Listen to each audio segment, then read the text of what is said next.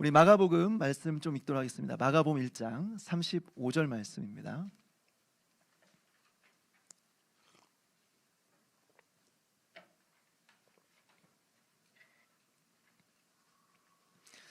마가복음 1장 35절 말씀, 우리 한 절입니다. 우리 같이 읽겠습니다. 시작.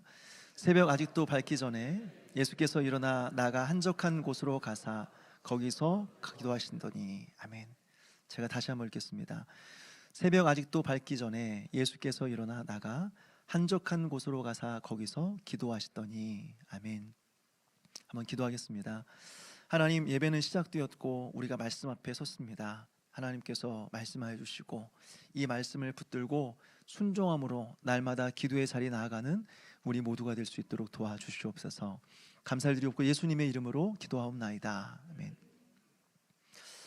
2026년도를 시작하면서 지난주부터 경건이라는 주제로 말씀을 나누고 있습니다. 경건이라고 하는 것은 단순히 몇 가지 단순한 행동이 아니라고 말씀을 드렸어요. 그냥 이거면 경건이고 이게 아니면 다 경건이 아니다, 이렇게 못하면 다 세속적인 것이다, 이렇게 구분할 수 없다라고 말씀을 드렸어요. 사실 모든 것을 단순화시키면 이거 아니면 저거다 이렇게 나눠버리면 참 목회하기 편합니다. 여러분 다 주일 나오셔야 됩니다. 빠지면 안 됩니다. 수요일 금요일 예배 다 나오셔야 됩니다. 새벽기도 일주일에 2번 이상 나오셔야 됩니다. 특별히 해외 아울리치 같은 거 하면 여러분 휴가 내고 다 참석하셔야 됩니다. 그래야 믿음 있는 겁니다. 그래야 천국 갑니다. 아니면 천국 못 갑니다. 뭐 이렇게 말하면 목회가 얼마나 편하겠어요. 특별히 광고할 거 없습니다. 예배 시간 늦으시면 안 됩니다. 내일 특별 새벽기도회인데 다 나오셔야 됩니다. 광고 필요 없습니다. 알아서 신앙생활 잘 하실 것입니다. 근데 과연 그것이 성경의 방식이냐, 그것이 과연 그런 방식으로 성경이 우리를 가르치고 있느냐? 아니라는 것입니다. 성경이 말하는 것은 단순히 몇 가지 행동, 이거 아니면 저거다, 이 행동하면 믿음 있는 것이고 이게 아니면 전부 다 믿음 없는 것이다, 이런 식으로 극단적으로 가르쳐주고 있잖아요. 오히려 성경은 우리의 마음에 관심을 갖고 있습니다. 특별히 하나님을 경외하는 마음, 즉 하나님을 향한 떨리는 두려움과 이끌리는 사랑, 이것이 경건이다, 이것으로부터 나오는 삶이 아니면 경건이 아닌 것이다 라고 말하는 것이죠. 그렇다면 마음이 중요하니까 형식은 전혀 필요 없는 것일까요? 아니에요. 형식도 중요하다고 말씀을 드렸습니다. 왜냐하면 형식은 우리의 마음이 담기는 그릇이기 때문에 그렇죠. 아무리 물이 있어도 컵이 없으면 그 물을 담을 수 없듯이 형식이 있어야 우리의 마음을 담을 수 있는 것입니다.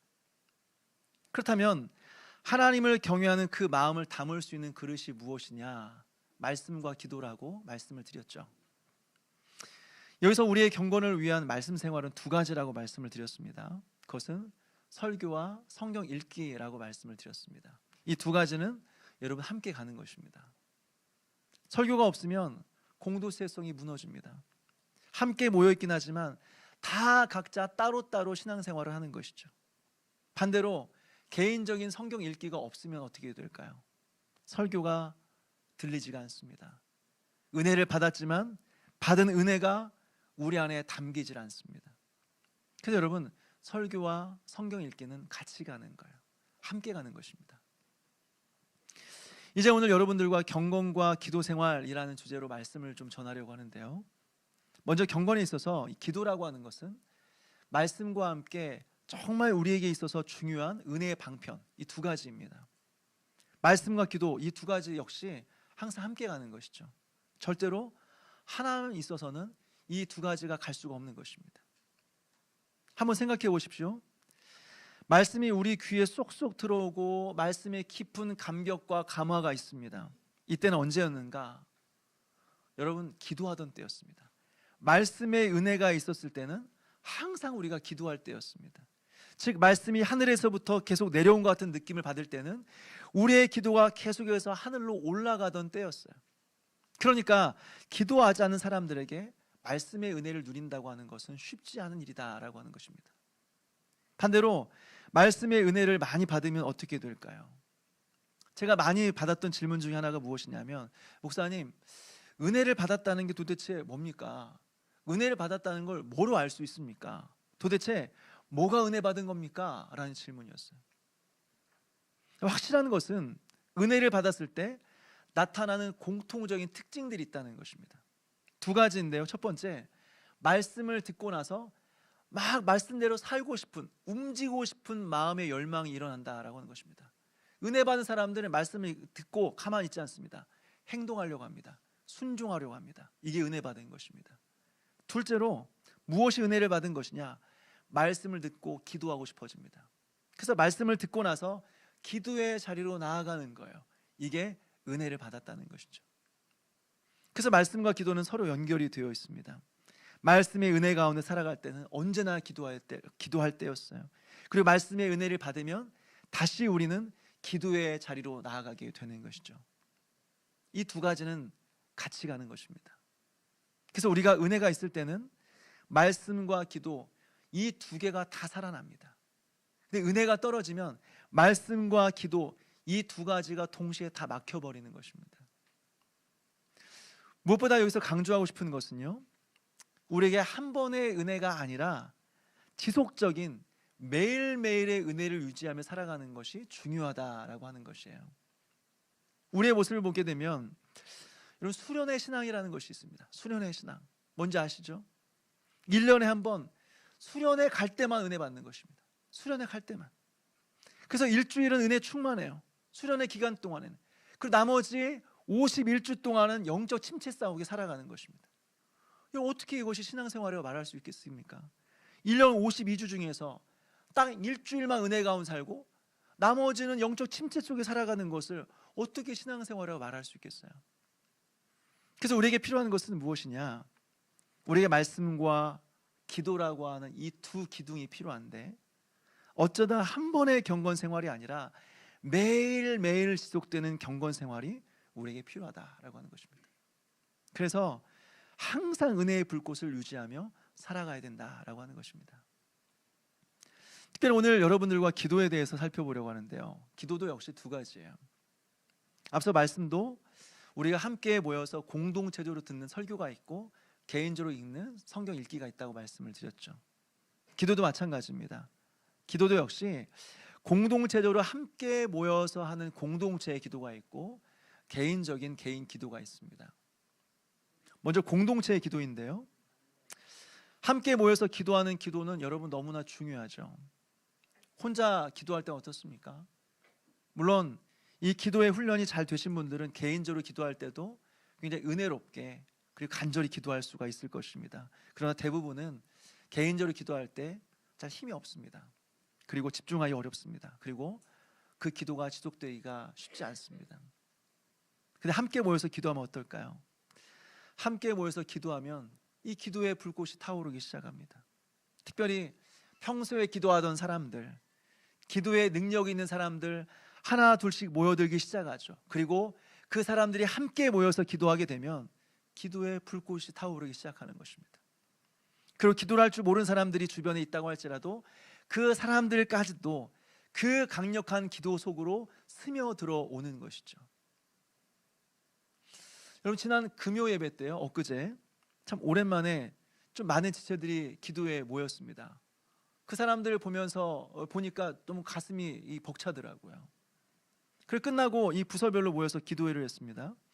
원래는 예배가 끝나면 한 대여섯 명 이렇게 자리에 남아서 기도하다가 돌아갔는데 이번 주부터는 이제 기도회 끝나고 부서별로 기도를 했어요. 그래서 예배가 끝났는데 불구하고 자리 곳곳에 이렇게 부서별로 모여서 기도를 하더라고요. 막 기도 소리가 막 울려 퍼지기 시작하는 거예요, 이 예배당에. 무슨 생각이 들었는 줄 아십니까? 그래, 이게 교회지. 이게 교회지. 이게 하나님께서 기뻐하시는 교회 모습이지. 막 기쁜 거야. 그러면서 막 기도가 되는 겁니다. 물론 조금 아쉽긴 했어요. 좀 아쉬웠어요. 막 기도에 막 불이 붙었습니다. 붙었는데 한 15분 지나니까 다 꺼져버리더라고요. 막 소리가 나면서 와, 정말 이렇게 부흥이 일어나겠구나, 기도의 능력이 막 나타나겠구나 하는데 이렇게 금방 꺼져버리는 그런 아쉬움이 좀 있었지만 어쨌든 너무 좀 감사했어요. 이게 교회예요. 이게 이렇게 교회는 함께 모여서 기도하는 것입니다. 무리를 이루어서 공동체적으로 연합해서 기도하는 것이죠. 그때 교회의 기도는 살아나는 것입니다. 그리고 그 기도를 통해서 하나님의 역사는 일어나기 시작한다라고 하는 것이죠. 특별히 사도행전을 보게 되면 성도들의 모습, 초기 교회의 모습이 어떠한 모습인지를 보여주고 있는데, 성도들이 어땠느냐? 항상 모이면 기도했어요. 흩어지면 전도했습니다. 그리고 다시 모이면 다시 기도했습니다. 모이면 기도하고 흩어지면 전도했던 것이 초대 교회의 모습이었습니다. 한번 보십시오. 사도행전에서 오순절 성령 강림이 있었을 때 사람들은 뭐 하고 있었죠? 한 곳에 모여서 기도하고 있었습니다. 모여서 기도하니까 오순절 성령 강림 사건이 일어나는 것이죠. 또 사도행전 4장에 보니까요, 베드로와 요한이 복음을 전하다가 공회에 잡혀 들어왔습니다. 그리고 협박을 당하죠. 너 다시 한번 너희들 복음 전하면 죽어. 협박을 당합니다. 그러니까 이 소식을 들은 사람들이 모여서 뭘 했습니까? 함께 모여서 기도하기 시작했습니다. 기도하니까 무슨 일이 일어났습니까? 우리 사도행전 말씀 한번 찾아서 읽어볼까요? 사도행전 4장 31절 말씀입니다. 같이 읽겠습니다. 시작. 빌기를 다음에 모인 곳이 진동하더니 무리가 다 성령에 충만하여 담대히 하나님의 말씀을 전하더라. 아멘. 또 사도행전 12장을 보게 되면 베드로가 감옥에 갇혔습니다. 그리고 곧 죽게 될 상황입니다. 그때 밤중에 옥문이 열리는 것입니다. 그리고 손과 발에 채워진 쇠사슬이 풀어졌습니다. 그리고 감옥에서 나오게 되었습니다. 무슨 일이 있었던 것일까요? 도대체? 사도행전 12장 5절에 보니까 이렇게 기록되어 있습니다. 이에 베드로는 옥에 갇혔고 교회는 그를 위하여 간절히 하나님께 기도하더라. 또 사도행전 13장을 보게 되면 안디옥 교회 최초로 해외 선교사 파송식이 진행이 됩니다. 이 파송 선교사가 바로 바울과 바나바죠. 그런데 어떻게 해서 이 선교가 시작이 되었습니까? 어떤 가운데 이 세계 최초의 이 선교, 해외 선교 파송식이 진행된 것입니까? 교회가 함께 모여서 기도하기 시작할 때, 무리들이 함께 모여서 기도하기 시작할 때 세계 선교가 시작이 되는 것입니다. 여기서 공통점이 무엇이에요? 교회가 함께 모여서 기도했다는 것입니다. 교회가 함께 모여서 기도했다는 거예요. 그 결과 그 기도에 힘이 생기고 하나님의 위대한 구원의 역사가 일어나게 되었다라고 하는 것이죠. 여러분, 오늘날 성장하는 교회를 한번 보십시오. 기도하지 않고 성장하는 교회가 있습니까? 기도하지 않고 성장하는 교회가 있어요? 없어요. 그런 교회는. 부산에 가면 수영로 교회가 있습니다.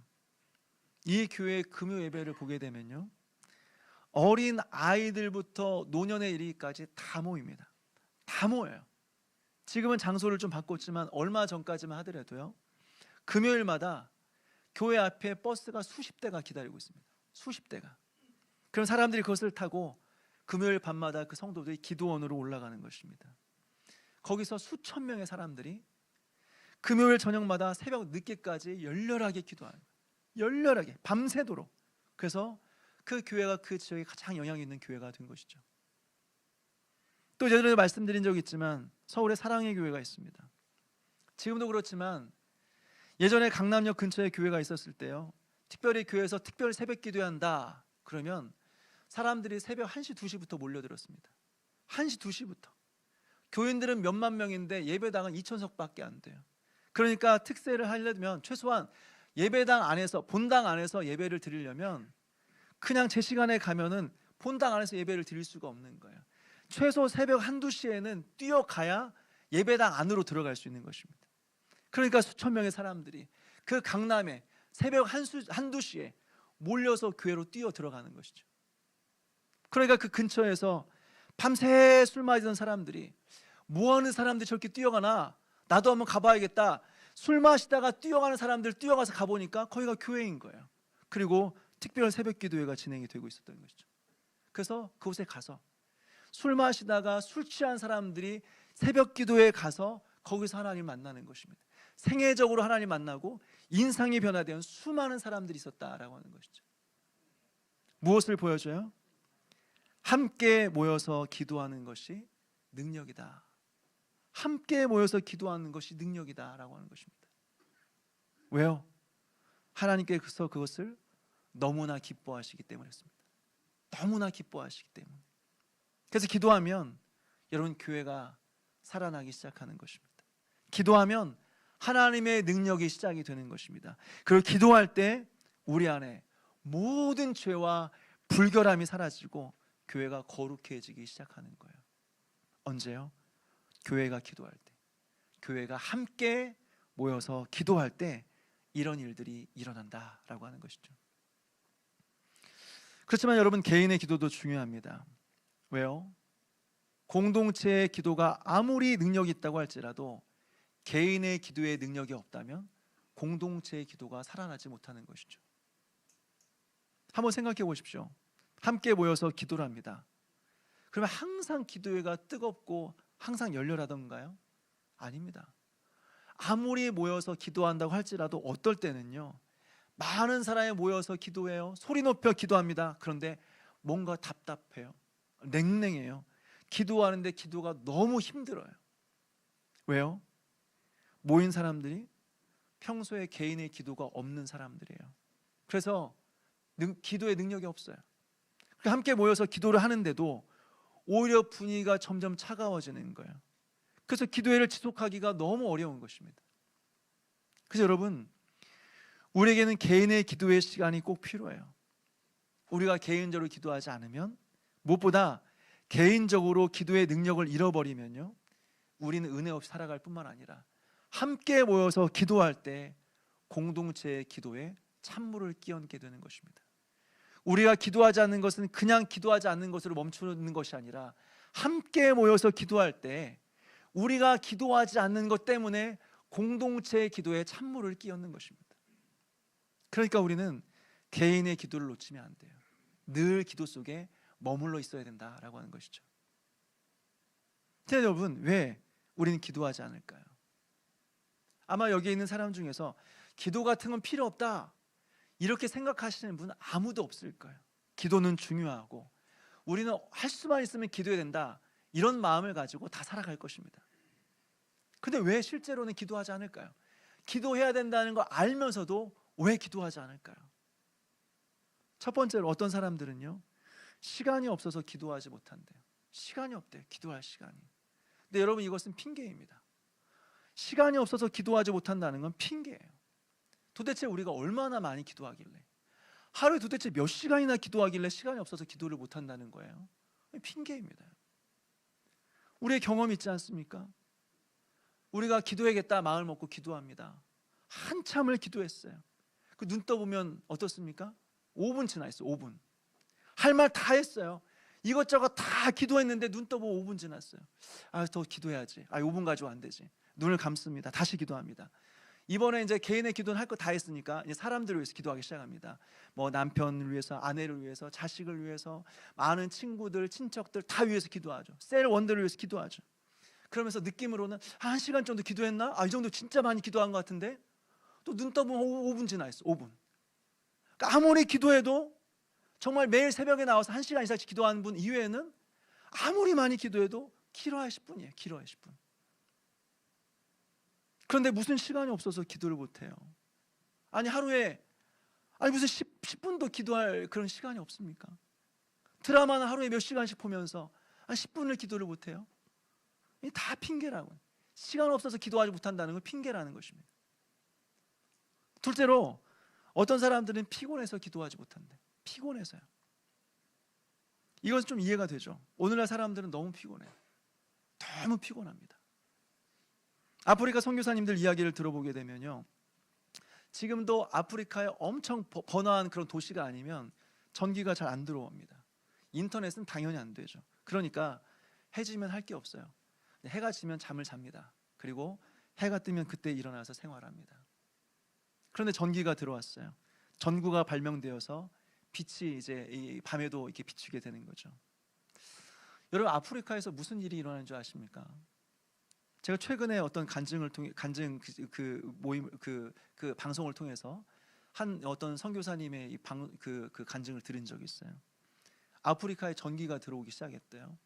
그리고 이 전구가 이렇게 전등이 생겼대요. 설치를 했대요. 그러니까 밤에 아프리카 사람들이 다 그 전등 밑으로 모이더래요. 원래는 해가 지면 그냥 밤에 집에 잤는데 전구가 들어오는 거예요. 전등이 켜진 거예요. 그러니까 전등 밑으로 마을 사람들이 다 모였어요. 그 뭘 하나 봤더니 거기서 성경을 읽더래요. 그 전등 밑에서 성경을 읽더래요. 근데 우리는 어떻습니까? 전기가 들어오고 전구가 발명되니까 밤에도 안 쉬고 일을 하는 거예요. 밤에도 안 쉬고. 원래 해 떨어지면 잠을 자야 되는데 밤에도 안 쉬고 일을 하는 거예요. 그 아이들은 밤새 휴대폰 하는 것입니다. 그러니까 대한민국 거의 모든 사람들의 질병이 뭐냐? 만성 피로예요. 만성 피로. 늘 피곤한 것입니다. 그러니까 육체적인 피로가 어디에 영향을 미치죠? 우리의 영혼에 영향을 미치는 것입니다. 그래서 예배 때도 너무 피곤해서 조느라 예배를 드릴 수가 없는 것입니다. 말씀을 못 듣는 것입니다. 기도하려고 눈만 감으면 잠이 쏟아지는 거예요. 기도를 할 수가 없는 것입니다. 그래서 여러분, 우리는 쉬는 법을 배워야 돼요. 놀면 뭐하나, 한 푼이라도 더 벌어야지, 그러면서 목숨 걸고 그렇게 해서는 안 되는 것입니다. 쉬는 법을 배워야 되는 것입니다. 쉬는 법을. 그런데 우리의 문제가 무엇인지 아십니까? 이 사람은 정말 쉬어야 돼, 너무 열심히 일하는 것 같아, 더 이상 일하면 과로로 쓰러질 것 같아, 이런 사람들은 안 쉬고 계속 일합니다. 그게 문제예요. 또 반대로 안 쉬어도 되는 사람이 있어요. 안 쉬어도 되는 사람들. 이 사람들은 계속 피곤하다고 그러는 거예요. 계속해서 쉬어야겠대요. 이 사람이 이제 좀 일해야 되지 않나? 좀 이제 좀 그만 놀고 좀 이제 일 좀 하고 교회에서 좀 섬겨야 되지 않나? 꼭 이런 사람들은 맨날 힘들 때, 맨날 좀 쉬어야 된대, 본인들은. 그러니까 여러분, 우리는요, 육체적인 피로와 영적인 피로를 구분할 필요가 있습니다. 육체적인 피로는 잘 쉬어야 돼요. 잘 먹어야 돼요. 그래서 피로를 풀어줘야 됩니다. 근데 영적인 피로는 어떤 줄 아십니까? 쉬면 안 됩니다, 여러분. 이런 사람들은 쉬면 안 돼요. 이런 사람들은 오히려 더 기도하고, 더 거룩한 사람들과 교제하고, 목회자와 상담하고, 경건의 훈련들을 쌓아가야 되는 거예요. 그렇지 않으면 평생 거기에서 못 벗어나는 거예요. 절대로 못 벗어나요. 그렇다면 여러분, 이 둘을 어떻게 구분할 수 있을까요? 다시 말해서 뭐가 육체적인 피로이고 뭐가 영적인 피로일까요? 어떻게 구분할 수 있을까요? 육체적으로 피곤한 사람이 쉬면 어떤 일들이 일어나는가? 영적인 갈증이 생깁니다. 영적인 갈증이요. 잠도 많이 잤어요. 맛있는 것도 많이 먹었습니다. 여행도 다녀왔습니다. 그러면 마음속에요, 다시 기도하고 싶은 마음이 생겨요. 다시 예배드리고 싶은 마음이 생겨요. 이 사람은 확실하게 육체적으로 피로한 사람입니다. 피곤한 사람이에요. 쉬어야 되는 게 맞아요. 그래서 이런 사람들이 저를 찾아와서, 목사님 좀 쉬겠습니다, 한 1년 정도 좀 쉬어야겠습니다. 그러면 쉬십시오. 쉬십시오. 권사님 쉬세요. 집사님 쉬세요. 전 말씀을 드립니다. 그런데 반대의 경우가 있어요. 영적으로 피곤한 사람이에요. 이런 사람들은 반대 현상이 일어나죠. 잠도 많이 잤어요. 맛있는 것도 많이 먹었어요. 여행도 다녀왔어요. 그러니까 이제는 교회 가기 싫어요. 노는 게 너무 좋은 거예요. 교회 가고 싶지가 않아요. 기도하기가 싫어져요. 교회 사람들 만나서 따분한 이야기 듣고 싶지가 않아요. 여러분, 이런 사람들은 쉬면 안 돼요. 쉬면 이런 사람들은 타락하는 것입니다. 쉬면 넘어지는 거예요. 쉬면 시험에 빠지는 것입니다. 이런 사람들은 더 교회를 가까이 해야 되는 것입니다. 이런 사람들은 더 무엇보다 은혜 받기에 힘써야 되는 것입니다. 그렇지 않으면 여기서 못 벗어나요. 절대로 못 벗어나요. 여러분, 여기서 한 가지 더 생각해야 될 것이 있습니다. 우리의 육신의 피로가 우리의 영적인 생활에 영향을 주는 것이 사실이죠. 그래서 우리에게는 쉼이 필요하다 말씀을 드렸습니다. 그런데 그 반대의 경우도 있다는 거예요. 몸이 너무나 지쳤어요. 그래서 절대적인 쉼이 필요해요. 그런데 위로부터 부어주시는 하나님의 은혜가 임합니다. 그럼 어떻게 해요? 그 은혜가요, 우리의 육체를 장악하는 것입니다. 하나님의 은혜가 우리의 피곤한 육신을 장악해버리는 것입니다. 그래서 새 힘이 솟아오르는 것이죠. 분명히 잠을 못 잤어요. 분명히 무리를 했어요. 컨디션이 안 좋아요. 그런데 하나님의 넘치는 은혜와 넘치는 사랑을 경험하니까 우리 안에 알 수 없는 힘이 솟아오르게 되는 것이죠. 기도를 통해 은혜를 받습니다. 다른 성도들의 간증을 들으면서 하나님의 살아계심을 깊이 경험합니다. 하나님께 나의 기도를 들으시고 응답하심을 경험합니다. 오랜 시간 동안 고민하고 있었는데 말씀을 통해서 하나님께서 깨닫게 하시고 응답해 주셨습니다. 그럼 어떻게 해요? 우리 안에서 알 수 없는 새 힘이 솟아오르는 것을 우리는 경험하게 되는 것이죠. 그래서 여러분, 피곤하다고 무조건 쉬는 것은 정답이 아닙니다. 힘들어도 피곤해도 우리는 계속해서 하나님의 은혜를 구하면서 무엇보다 기도의 자리에 나아가 기도해야 된다라고 하는 것이죠. 오늘 성경을 보십시오. 예수님은 새벽 미명에 일어나셔서 홀로 한적한 곳에 가셔서 새벽에 기도하셨습니다. 여러분, 솔직히 예수님은 하나님이셔요. 기도할 필요가 없으신 분이십니다. 그럼에도 불구하고 우리에게 기도의 본을 보이기 위해서 평생 우리는 기도로 살아가는 것이다 라는 것을 본보이기 위해서 새벽에 일어나서 기도의 자리로 나아가는 것입니다. 그렇다면 예수님께서 시간이 남아서 기도하셨을까요? 너무 잠을 많이 자서 잠이 안 오니까 일어나서 기도하는 것일까요? 아니죠. 성경을 보면 예수님께서 그 전날에 엄청나게 분주한 가운데 엄청나게 많은 일들을 했다는 것을 우리는 알게 됩니다. 마가복음 1장에 보니까 1장에 예수님 하루의 일과가 기록되어 있어요. 그 모든 일들은 단 하루 만에 일어난 일들입니다. 먼저 예수님께서 안식일에 회당에 들어가셔서 가르치셨어요. 그리고 귀신을 내어 쫓으십니다. 그 후에 무슨 일이 있었죠? 베드로의 집에 들어가서 그 장모의 열병을 고치십니다. 그랬더니 해가 저물어 가니까 그 예수의 소문을 듣고 수많은 사람들이 몰려들어서 예수님께 찾아온 거예요. 저도 고쳐주세요. 저도 고쳐주세요. 아마 저 같았으면 모든 사람 한꺼번에 다 모아놓고 손을 얹어서 모든 사람 다 나을지어다 하고 끝냈을 것 같아요. 근데 예수님은 한 사람 한 사람 만나주십니다. 한 사람 한 사람을. 그리고 한 사람 한 사람을 고쳐주십니다. 아마도 밤 늦은 시간까지, 새벽 늦게까지 이 사람들을 만나고 치료해 주신 것 같아요. 어떤 사람들이 이것을 보면서 이렇게 생각할 수 있죠. 예수님은 하나님이시니까 뭐 그 정도 할 수 있는 거 아닙니까? 당연히 그 정도 능력 있는 거 아닙니까? 맞아요. 예수님은 하나님이십니다. 그러나 여러분, 예수님이 이 땅에 오셨을 때 연약한 육신을 입고 오셨습니다. 우리와 똑같은 연약한 육신을 입고 이 땅에 오신 거예요. 그러니까 우리와 똑같이 배고픔을 느끼신 것이고 우리와 똑같이 피곤함을 느끼신 것입니다. 다른 성경의 본문을 보게 되면 예수님이 제자들과 함께 배를 타고 갈릴리 바다를 건너가셨어요. 그런데 바다에 거대한 풍랑이 일어나고 있습니다. 여러분, 그 배에 타고 있었던 제자들은 대부분이 평생 갈릴리에서 고기를 잡던 어부였습니다. 평생 갈릴리 바다에 지내온 사람들이에요. 그래서 웬만한 풍랑은 두렵지 않은 것입니다. 그런데 이번에는 그런 제자들도 목숨의 위협을 느낄 정도로 두려움을 주었던 풍랑이었습니다. 그때 예수님 뭐 하고 계셨어요? 그때 예수님 주무시고 계셨어요.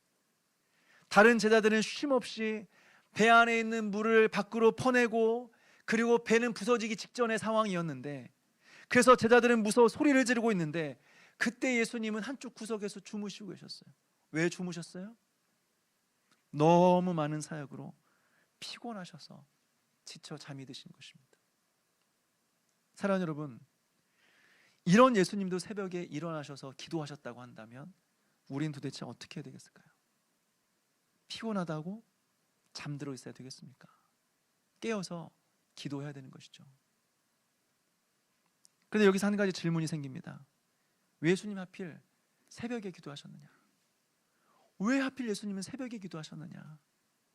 예수님께서 새벽에 기도를 안 하셨으면 오늘날 새벽 기도 없어도 됐을 텐데 괜히 예수님께 새벽 기도하셔서 왜 우리를 힘들게 하느냐 하는 것이죠. 먼저 말씀드리고자 하는 것은 새벽에 우리의 유일한 기도 시간은 아니라는 것입니다. 예수님께서 새벽에 기도하셨다고 해서 반드시 새벽에만 기도해야 된다, 이런 것은 아니라고 하는 것이죠. 오히려 우리가 더 주목해야 될 것은 예수님께서 새벽에 기도하신 또 다른 이유입니다. 왜 예수님께서 새벽에 기도하셔야 했을까? 예수님께서 새벽에 기도하신 이유는 낮에 많은 사역들을 감당하셔야 했기 때문에 그렇습니다. 다시 말해서 그 시간밖에는 기도할 시간이 없었던 거예요. 그런데 그 시간이 새벽이었다라고 하는 것이죠. 여러분, 오늘날도 마찬가지입니다. 우리가 반드시 새벽에 기도할 필요는 없습니다. 그렇지만 따지고 보면 개인적으로 기도할 시간이 새벽 말고는 많지 않다는 것이죠. 특별히 낮 시간에는 누군가에게 방해를 받지 않고 오직 하나님께만 집중하면서 기도할 수 있는 시간, 우리에게 많지 않습니다. 그래서 따지고 보면 새벽 이외에는 우리의 기도할 시간이 없다라고 하는 것입니다. 최근에 성경 통독을 이제 시작했죠. 성도들이 하는데 목사가 안 할 수 없잖아요. 사실 통독이라고 하더라도 저는 그게 아니라고 하더라도 저는 늘 성경을 가까이 하고 매일 성경 읽을 수밖에 없는 그런 목사입니다. 그래서 성도들과 함께 창세기부터 함께 읽어야겠다 이런 마음으로 1월 1일부터 창세기부터 같이 읽기 시작했어요. 그냥 읽으면 마음이 실리지 않을 것 같아서 제가 읽은 것을 녹음하기로 했습니다. 녹음해서 항상 매일마다 지금 올리고 있습니다. 대부분 새벽 기도회가 끝나면 이제 이 목양실로 가서 바로 성경을 펴고 성경을 이제 읽으면서 녹음을 시키죠. 근데 하루는 이것저것 뭐 이렇게 복잡한 일도 있고 해야 될 일도 있어서 좀 늦게 성경 통독을 시작했습니다. 보통은 새벽에 했는데 이제 좀 그날은 조금 늦게 시작을 했어요. 그리고 성경을 읽으면서 녹음을 하기 시작했어요. 그러니까 녹음을 하는데 여기저기서 막 연락이 오는, 전화 오고 문자 오고, 휴대폰으로 녹음을 시켜야 되는데 계속 전화 오고 문자 오니까 녹음이 안 되는 거예요. 계속 방해가 되는 거예요. 그래서 안 되겠다 하고 이제 그 전화기를 비행기 모드로 바꾸고 연락을 못하게 만들고 다시 처음부터, 굉장히 많이 읽었었거든요. 굉장히 많이 읽었었는데 다시 처음부터 지우고 다시 처음부터 녹음하기 시작했습니다. 근데 이번에는 또 이 아침에 또 저희 서아가 아빠 보겠다고 이렇게 교회에 놀러 왔어요. 근데 피곤했는지 옆에서 잠이 들었습니다. 잠이 들었는데 옆에서 코를 골기 시작하는 거예요. 본인은 모를 거예요. 코를 골. 녹음 소리 들어가잖아요. 또 사람들이 뭐 안 듣겠지만 또 들을 수도 있고, 또 말씀 읽는데 또 이제 그런 잡음이 들어가 안 되잖아요. 그러니까 또 안 들어가게 하려고 다시 처음부터 할 수는 없으니까 더 그 소리 안 들리게 더 큰 목소리로 막 하다 보니까 이게 성경을 읽는 건지 그냥 소리를 키우는 거지 집중이 안 되는 거예요. 그러니까 여러분, 왜 우리가 새벽에 기도해야 되느냐? 새벽이 아니면 모든 것에 방해를 받지 않고 오직 하나님께만 집중하기가 어렵다는 거예요. 여기저기서 전화 오지, 문자 오지, 집에 누가 찾아오지, 아이들이 밥 해달라고 그러지, 청소해야지, 또 TV도 봐야지. 그러니까 새벽 아니면 솔직히 기도할 시간이 없어요. 기도할 시간. 그러니까 우리는 새벽을 깨워서 기도해야 되는 것입니다. 무엇보다 우리가 새벽에 기도해야 되는 이유는요, 이 새벽이 하나님께서 역사하시는 굉장히 중요한 시간이라는 것입니다. 창세기를 보게 되면 소돔과 고모라의 구원이 언제 이루어진 줄 아십니까? 새벽입니다. 새벽. 천사들이 새벽에 롯을 재촉해서 소돔과 고모라에서 빠져나오게 만드는 것입니다. 그 시간이 새벽이었습니다. 또 홍해 사건이 언제 있었는 줄 아십니까? 언제 홍해 바다가 갈라지고 거기를 이스라엘 백성들이 건너고 애굽의 백성들이 바다에 빠져 죽게 만드는 그 시간이 언제였는지 아십니까? 그 시간이 새벽이었습니다. 또 여리고성이 무너질 때가 언제였습니까? 그때도 새벽이었어요. 이스라엘 백성들이 새벽에 일찍 일어나서 하나님의 말씀에 순종하여 여리고성을 7바퀴 돌고 소리를 질렀을 때 그 견고하던 그 큰 성이 무너지게 되었어요. 새벽이었어요. 무엇보다 예수님께서 십자가에서 죽으시고 3일 만에 부활하신 시간이 언제였습니까? 주일 새벽이었습니다. 주일 새벽. 그래서 여러분, 기도에 있어서 새벽 시간은 너무 중요한 것입니다. 모든 것에 방해받지 않고 하나님께 집중하면서 우리의 마음을 드리고 하나님 앞에서 우리의 하루를 열며 시작하는 것이죠. 그때 하나님의 능력이 나타나고 하나님의 역사는 시작이 되는 것입니다. 지금도 생각나는 것은 저희 어머니의 새벽 기도예요. 평생을 새벽 기도를 하셨어요. 작년에 새벽 기도 가시다가 넘어지셔서 다친 이후로는 새벽 기도에 나가시지 못하지만 어쨌든 지금도 깨어서 기도하고 계세요. 어쨌든 예수님 믿기 시작한 때부터 오랜 시간 동안 평생을 새벽 기도로 사셨어요. 지금도 기억나는 것은 한겨울에 새벽 기도에 다녀오시면 그 차가운 손으로 제 잠자고 있는 제 얼굴을 막 만지면서 기도를 하는 거예요. 그러면 저는 이제 또 왜 잠을 깨우냐, 왜 차가운 손을 만져가지고 왜 나를 이렇게 불편하게 하느냐 막 짜증을 내죠. 그래도 저를 축복해 주시면서 제 이마에 손을 얹고 기도해 주시던 그 모습이 아직도 기억에, 아직도. 그리고 특별 새벽 기도회 같은 날이 있으면요, 저를 등에 업고 가시는 것입니다. 등에 업고. 그러면 그 어머니 옆에서, 그때 예전에는 이제 교회 장의자가 있었거든요. 그 옆에 누워서 자는 거죠. 그러다가 이제 깨어나면 또 주변에 기도하는 사람들 한번 봤다가 다시 자고, 다시 기도하는 사람들 봤다가 자고, 그러면서 기도가 무엇인지를 배웠어요. 여러분, 오늘 이렇게 새벽에 일어나셔서 기도하는 예수님의 모습을 통해서 우리는 무엇을 깨닫습니까? 그리고 우리는 어떻게 살아야 되겠습니까?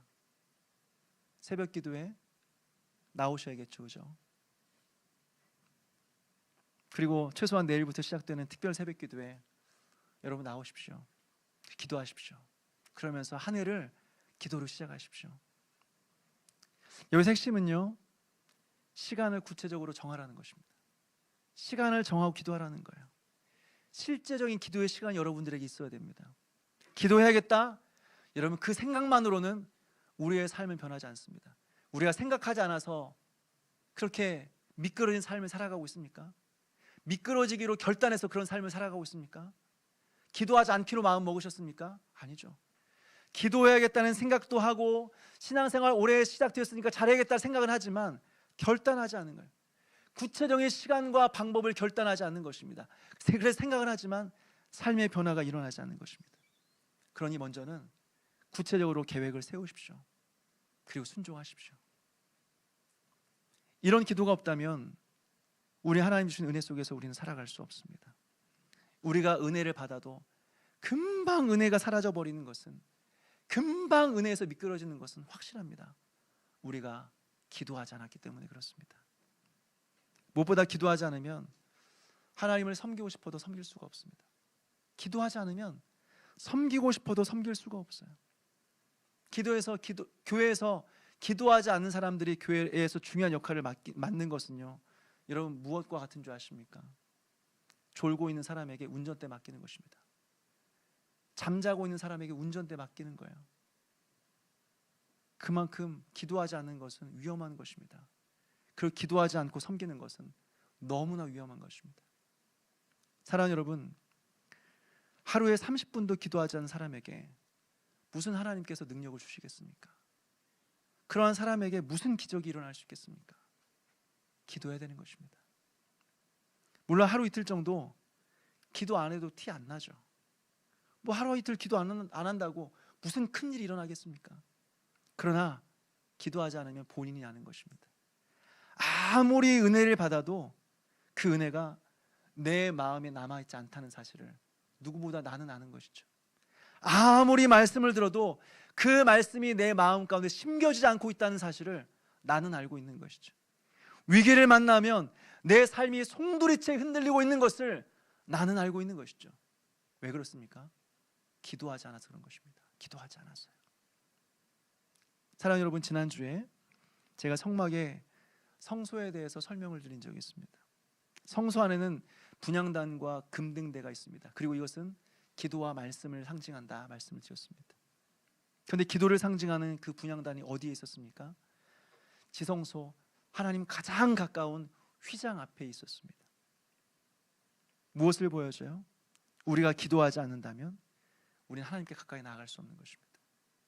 우리가 기도하지 않는다면 하나님과의 교제 속에서 평생 하나님과 동행하는 삶을 살아갈 수 없다는 것을 말해주고 있는 것입니다. 그럼 여러분, 오늘 기도하기로 결단하십시오. 마음 먹지 말고 구체적인 시간과 방법을 정하십시오. 그리고 한평생 여러분 기도 속에 살아감으로 평생 하나님과 동행하는 삶을 살아가는, 그리고 은혜의 불씨를 꺼뜨리지 않고 은혜의 불꽃 가운데 살아가는 은혜가 저와 여러분에 있게 되기를 주님의 이름으로 축원합니다. 우리 모두 일어나서 같이 찬양하고